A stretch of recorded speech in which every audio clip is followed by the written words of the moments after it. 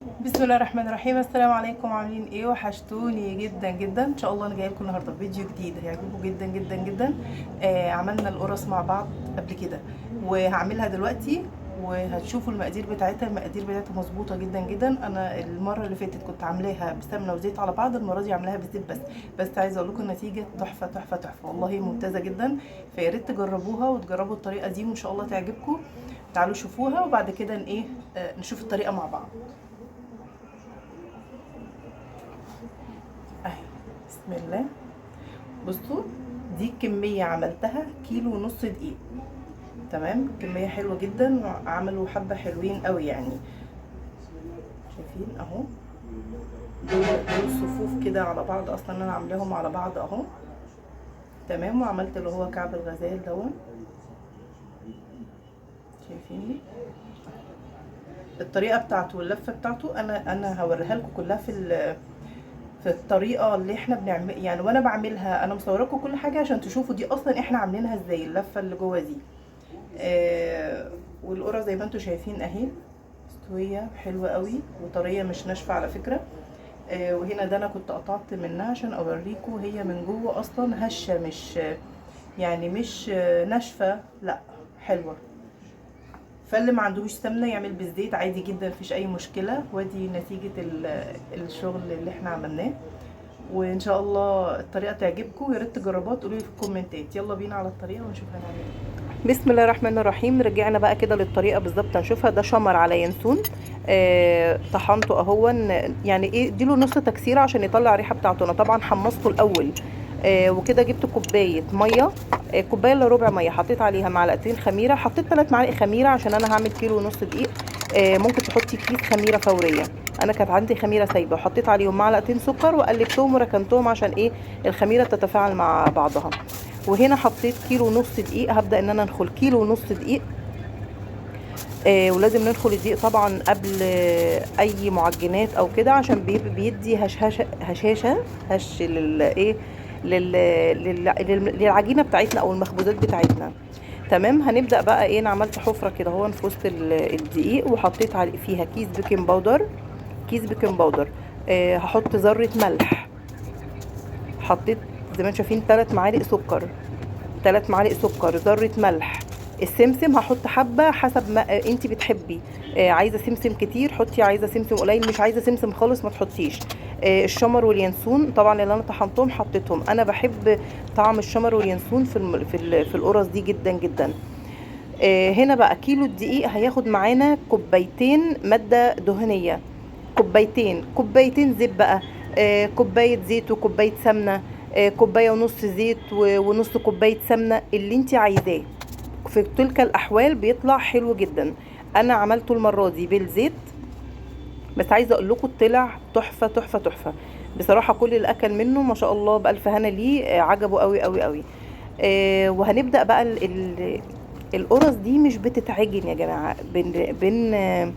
عارفين اللي هو ايه، انتوا واخدين بالكم انا بعملها بصوابعي. انا بدخل بس الزيت، الماده الدهنيه في قلب الدقيق بشربه. لكن مش بتتعجن، اللي هو ايه، بنبسها يعني. واخدين بالكم انا مش بعجن، لان هي مش عجينه، مش مثلا زي عجينه البيتزا اللي لازم نقعد نعجن فيها علشان خاطر. شايفين انتوا، لازم نبسها ندعكها بصوابعنا كده. انا شغاله كل الشغل كله، هتاخدوا بالكم من اول ما بدات للاخر انا الشغل كله بصوابعي، لان مش عايزين مش عايزاها تبقى ناشفه. كتر الدعك فيها بيخليها تنشف كده. خلاص حسيت ان انا الماده الدهنيه شربت تماما تماما، الدقيق شربها. خلاص بدات ان انا اعمل ايه، بدات ادلق الميه حسب الدقيق. انا حطيت كوبايه الا ربع، يعني انا هنا هو الكيلو ونص دقيق اخدوا معايا تقريبا حوالي كوبايتين ونص ميه. انتي بتبداي تدلقي ميه، تحطي ميه تكون دافيه عشان احنا طبعا في الشتاء، ميه تكون دافيه. وتبداي تعجني. لو تاخدوا بالكم انا مش بعجن برضو، انا بصوا بلم العجينه، بس انا بلمها، انا بدخل الميه تدخل جواها. ممكن نعجن بلبن، لو في متوافر لبن نعجني بلبن مفيش مشكله. تفضلي بقى تعجنيها لغايه ما تبقى العجينه معاكي طريه، عامله زي الملبل كده في ايديكي. يعني لازم تحسي انتي العجينه بايدك. لان في انواع دقيق بتشرب ميه اكتر. فعشان كده بقول لا، لازم ان احنا تختبري العجينه بايديكي، يعني تختبري العجينه اللي هي تلاقيها طريه. واخدين بالكم العجينه، انا يعني انتوا شايفين اصلا العجينه عامله ازاي، بقت طريه جدا في ايدي. وما تدلقيش الميه مره واحده، الميه لازم حبه صغيرين، حبه حبه، عشان توصلي للنتيجه. لانها لو زادت منك وزودتي دقيق يعني هو عادي، بس بتبقى العجينه مش ظابطه معاكي بقى. لا، لازم الميه، كوبايه الميه جنبك زي ما انتوا شفتوا كده، سنه سنه. خلاص انا غطيتها بقى عشان تستريح، انا مش هخمرها، انا هسيبها تستريح. وبدأت كده، كان عندي عجوة. لو العجوة ناشفة جدا جدا، انا كنت حطاها في التلاجة وخرجتها يعني من قبليها بيوم بالليل، فحسيتها طرية ان انا اقدر ادعكها بايدي. لو مش كده نعمل لها حمام بخار، بلاش نحطها على النار مباشرة عشان هتنشف. حطيت عليها معلقة سمنة بلدي، وحطيت عليها سمسم. وزي ما انتوا شايفين بين كيسين كده اهو، هبدأ ان انا ارقق قوي قوي قوي العجوة، اخلي العجوة تبقى رقيق جدا. دي احسن طريقة لو هنعمل القرص اللي هي كعب الغزال. دي احسن طريقة واسهل طريقة هتعملي بيها كعب الغزال من غير تعب، ولا هتتعبك ولا اي حاجة. وبتطلع زي ما انتوا شفتوها كده في اول الفيديو مورقة من جوه. يعني دي الطريقة، اسهل طريقة لكعب الغزال ان احنا نعملها بيها. هنبدأ نفرد العجوة، بصوا قوي يعني علشان ما تبقاش قطعة العجوة تقيلة كده من جوه، فهتبقى طعمها مش حلوة يعني. انا كده فردت العجوة خلاص، وهبدأ بقى ايه، العجينة بتاعتي ارتاحت يا جماعة، انا ما خمرتهاش يعني، انا يا دوبك بس سبتها عقبال ما طريت العجوة وفردتها زي ما انتوا شفتوا. هنبدأ ناخد بقى حتة عجينة كده، طبعا الرخامة بتاعتي انا غسلاها كويس جدا ونضيفة زي الفل. هبدأ بقى ان انا افرد ايه، العجين زي ما انتوا شايفين كده، والسمك بتاعها. يعني انا افردها بس مش هخليها اللي هي لا رفيعة قوي ولا يعني مثلا سنتي، مثلا سنتي سنتي ونص، حاجة زي كده.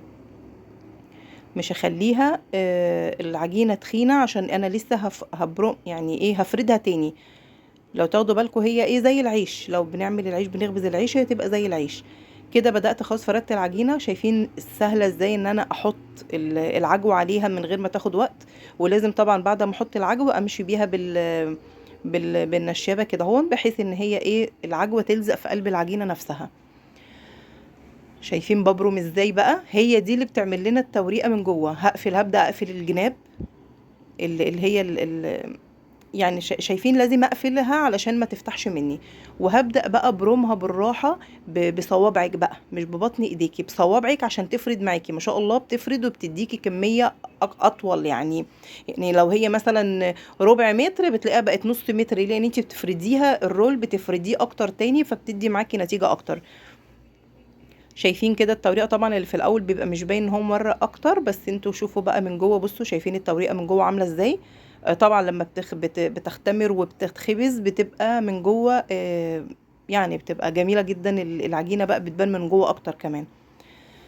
هعمل لكم واحده تاني عشان نشوف برضو عملناها ازاي. انا كده يعني عامل على قد العجوه اللي كانت عندي كده. فردناها وحطيت العجوة عليها اهي. وطبعا هحط لازم اعملها بالنشابة شوية وابرم كده. لو تاخدوا بالكم هي بصوا تخينة ازاي، هبدأ انا ابرم، هفردها تاني. بصوا الرول بتاعها بيطول معايا شوية. بالسكينة بقى تقطعيها بأي قطاعة عندك، قطعيه مفيش مشكلة. وما بتاخدش وقت في الفرن، انا مشغله عليها الفرن الكهرباء فوق وتحت. ولو الفرن العادي بقى تقريبا فوق وتحت برضو. يعني انا بصراحة انا بسوي فرن الكهرباء مش في الفرن العادي، بس بيتهيألي هيبقى فوق وتحت، لان ياخدوا استوى مع بعض. هنا بقى طريقة الفرد القرص.